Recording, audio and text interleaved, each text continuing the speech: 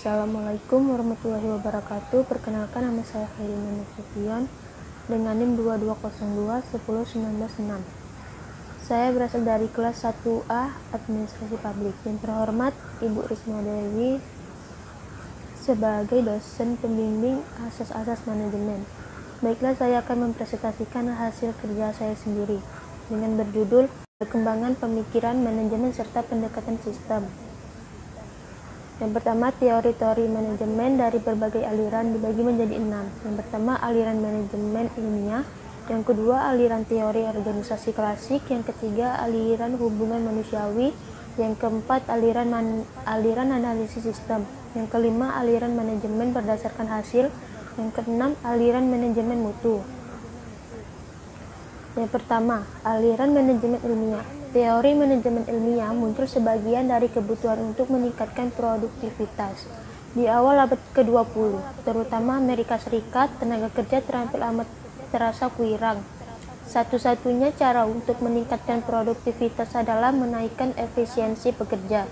Adapun filsafat Taylor memiliki 4 prinsip yang ditetapkan, yaitu 1. Pengembangan manajemen ilmiah secara benar. Yang kedua, pekerjaan diseleksi sebagai ilmiah dengan menempatkan pekerjaan yang cocok untuk satu pekerjaan.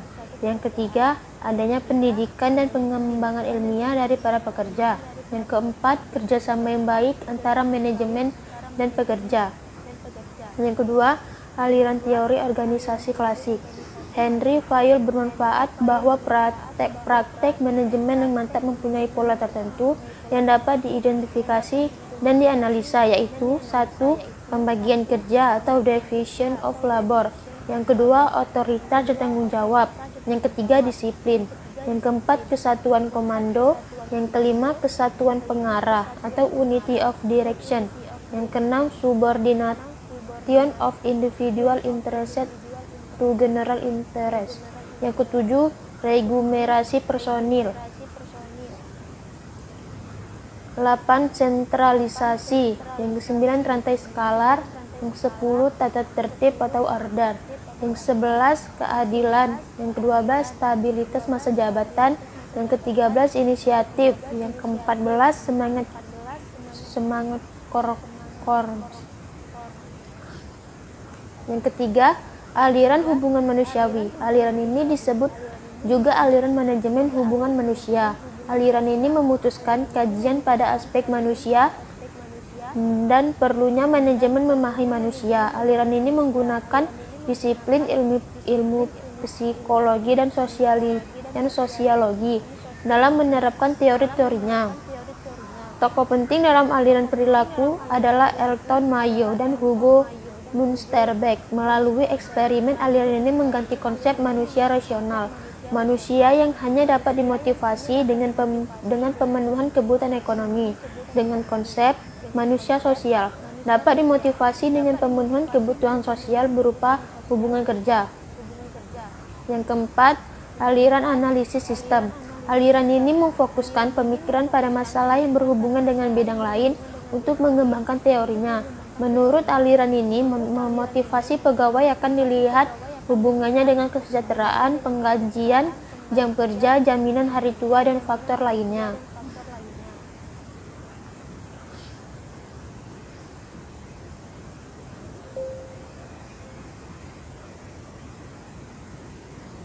Yang kelima, aliran manajemen berdasarkan hasil. Aliran manajemen berdasarkan hasil atau manajemen by objektif diperkenalkan pertama kali oleh Peter Drucker pada awal tahun 1950-an.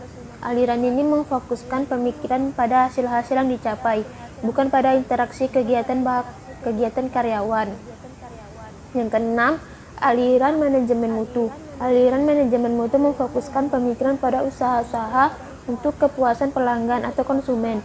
Oleh karena itu, fokus utama aliran manajemen mutu mengatakan apakah barang atau jasa yang dihasilkan bermutu atau tidak. Proses perkembangan teori manajemen terus berkembang hingga saat ini yang dilihat dari 5 sisi, yaitu yang pertama, dominan, yaitu aliran yang muncul karena adanya aliran lain. Pengkajian dari masing-masing aliran masih dirasakan bermanfaat bagi perkembangan teori manajemen.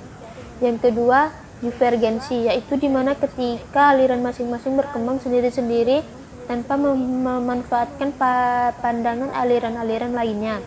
Yang ketiga, konvergensi, yang menampilkan aliran dalam suatu bentuk yang sehingga batas antara aliran menjadi kabur. Perkembangan seperti inilah yang sudah terjadi sekalipun bentuk perkembangannya tidak seimbang, karena masih terlihat bentuk dominan dari suatu mazhab terhadap yang lain. Yang keempat, sintesis, berupa perkembangan menyeluruh yang lebih bersifat integrasi dari aliran-aliran tersebut yang seperti kemudian tampil dalam pendekatan sistem dan kontingensi. Yang kelima, proliferasi, merupakan bentuk perkembangan teori manajemen dengan munculnya teori-teori manajemen yang baru yang memutuskan perhatian kepada satu permasalahan manajemen tertentu. Akhiri presentasi dari saya. Assalamualaikum warahmatullahi wabarakatuh.